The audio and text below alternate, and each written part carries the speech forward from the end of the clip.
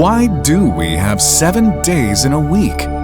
Like, who sat down and was like, "Ah yes, 7 days it is, and this shall be henceforth known as the week." Like, what? Let's start with what's real, so you can see how strange the week actually is. A day is one rotation of the Earth.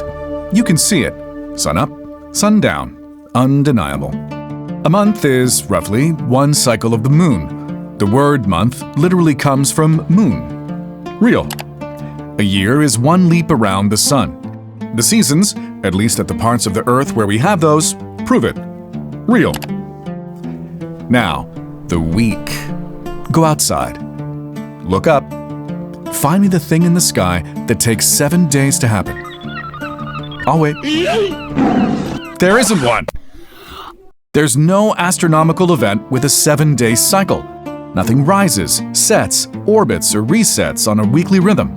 The week is the one piece of your calendar with no anchor in the universe whatsoever. It is the only unit of time that humanity completely made up.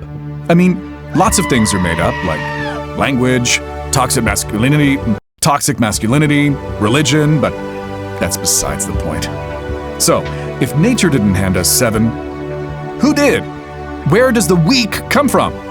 Let's find out.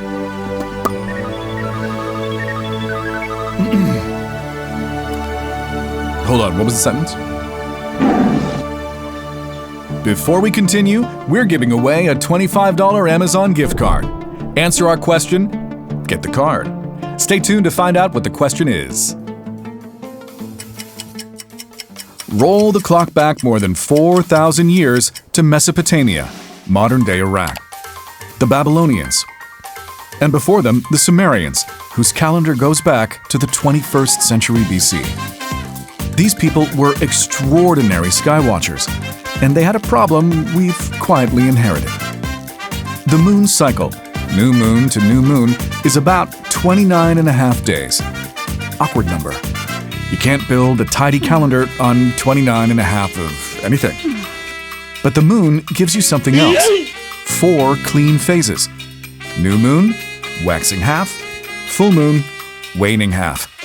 4 turning points you can actually see in the sky. So the Mesopotamians did the obvious thing. They took the lunar month and split it into 4. And each of those quarters came out to roughly 7 days. That's the origin. The week is a quarter of a moon, rounded to a whole number. And because 7 doesn't divide the month perfectly, they just eyeball it, I guess? Shove an extra day or 2 onto the final week to stay in sync and call it a day. Which, honestly, relatable. They invented the week and immediately started fudging the math to make it fit. Ah yes, math, the universal language. But we can't entirely blame the Mesopotamians. There's another reason this stuck, and that's because the Babylonians had to make it sacred. When the Babylonians looked up, most of the stars moved together, locked in one giant sheet, night after night. But 7 points of light didn't. 7 of them wandered, drifting independently against the background stars. The sun, the moon, and 5 bright dots we now call Mercury, Venus, Mars, Jupiter, and Saturn. 7 wanderers, 7 gods. How convenient. So unlike the Mesopotamians, who eyeballed it, the Babylonians called it a fact. For them, it was the number. The number the cosmos was built on. A symbol of completeness. Let's be clear. Just because Babylonians called it a fact does not mean others automatically agreed. The ancient Egyptians ran a 10-day week. The Maya used a 13-day ritual cycle. Rome, as we'll see, used 8. 7 was never inevitable. 7 was never inevitable. It was one option among several. It just happened to be carried by the most influential culture in the neighborhood. So, now that we know why there's 7 of them, who came up with the names? The Babylonians ran supreme, and amongst the civilizations that caved into the tragic 7-day system were the Romans. They didn't agree at first. They had their 8-day week, but that only lasted until the arrival of Emperor Constantine in 321 AD. And after that, they even went so far to name each day after the god tied to that heavenly body. Sun's Day, Moon's Day, Mars, Mercury, Jupiter, Venus, Saturn. And in the Romance languages, they're still right there, undisguised. But wait, you say, English doesn't look like that. Aha, English is sneaky. Because when this system reached Northern Europe, it met the Germanic and Norse peoples, who just had to be a little extra. They kept the structure, but they replaced the Roman gods with their own gods. Authenticity. Sunday, the sun. Simple. Monday, the moon. Moon day. Tuesday, the North's answer to Mars. Tyre. It's Tyr. Thank you. Tyr, the one-handed Norse god of war and dueling. Wednesday, Woden's Day. Woden. Odin, ruler of the gods. Thursday, Thor's Day, that one Marvel god. The Romans had Jupiter, god of sky and thunder. Perfect match. Friday, Frigg's Day, Odin's wife, tied to the Roman Venus, goddess of love. Saturday. Now, the Norse didn't have a clean match for Saturn, so they just kept the Roman name. Saturn's Day. Saturday. Lazy, if you ask me. Every Wednesday, you're saying Odin. Woden. Every Thursday, Thor. You've been reciting and worshiping the names of Norse and Roman gods your entire life, on a schedule set by Babylonian astrologers. Just so we're clear here. Woden. This is where the origin of the week turns weird. The handful of times humanity looked at the calendar and said, what if we just didn't? First attempt, the French Revolution, 1793. Fresh off toppling a monarchy, the revolutionaries decided that time itself was contaminated by the old regime. So they built a new calendar from scratch. 10-day weeks, 10-hour days, 100-minute hours. Clean, rational, mathematically gorgeous. It lasted about 12 years before Napoleon quietly buried it. Why did it fail? Because a 10-day week means you work 9 days for every 1 day off. And it turns out that if you try that, the people will overthrow you next. A for effort, I guess? But the French were amateurs.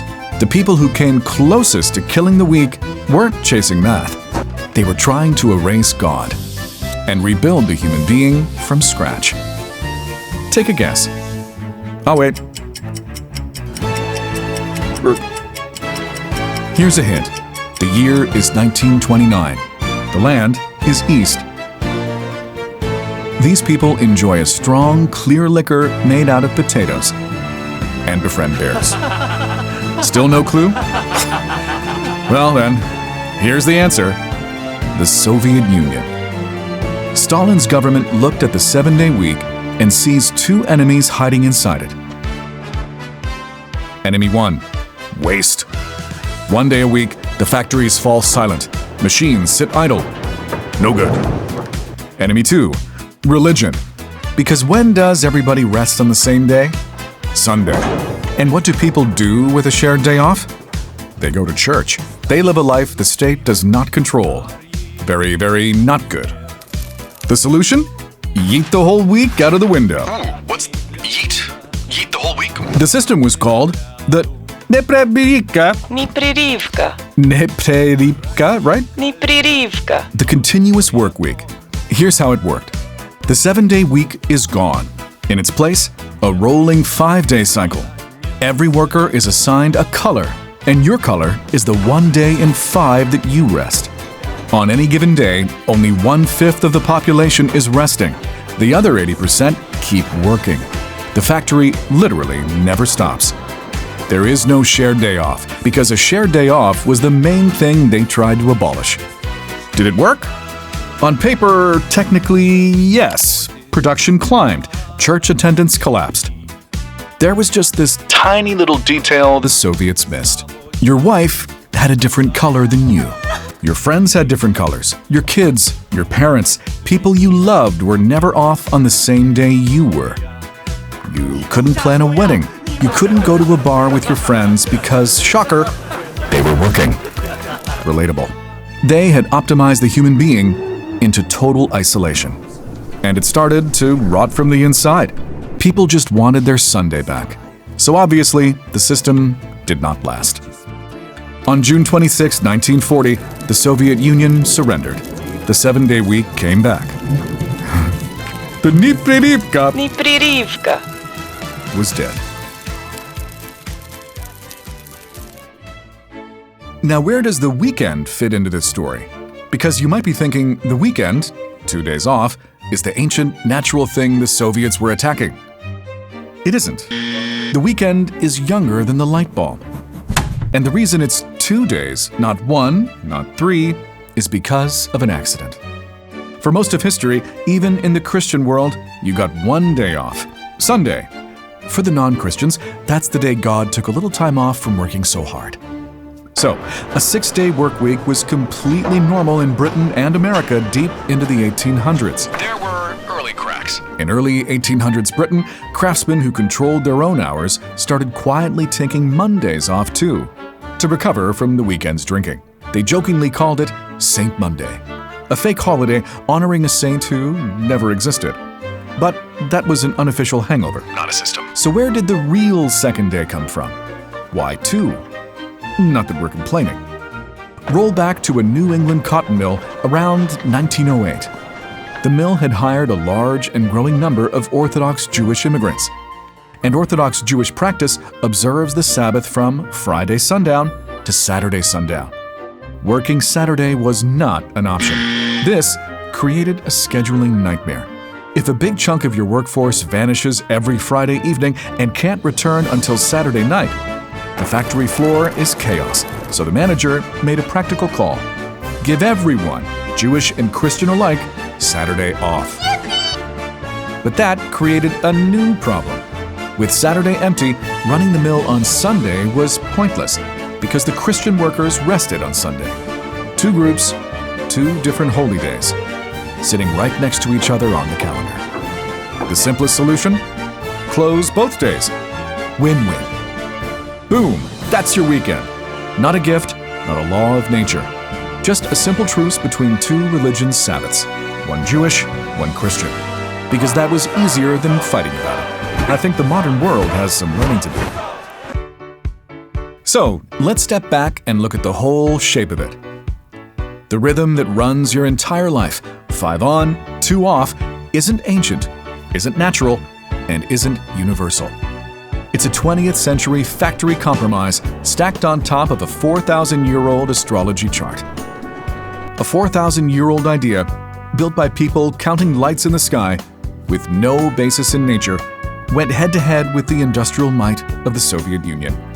And the idea won. The French tried reason and lost. The Soviets tried force and lost. The weak just absorbs every attack and keeps going. It might be the single most unkillable idea humans have ever produced, and it's the one with the least justification behind it. Tomorrow, you'll check what day it is. So will 8 billion other people. We will all agree on the answer, and not one of us ever chose it. Like and subscribe if you enjoyed this video.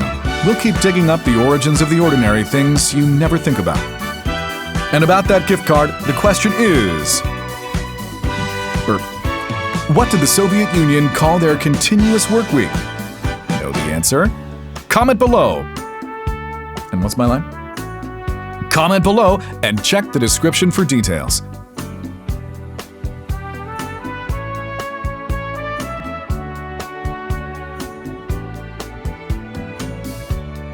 And if your Monday feels a little more suspicious now, good.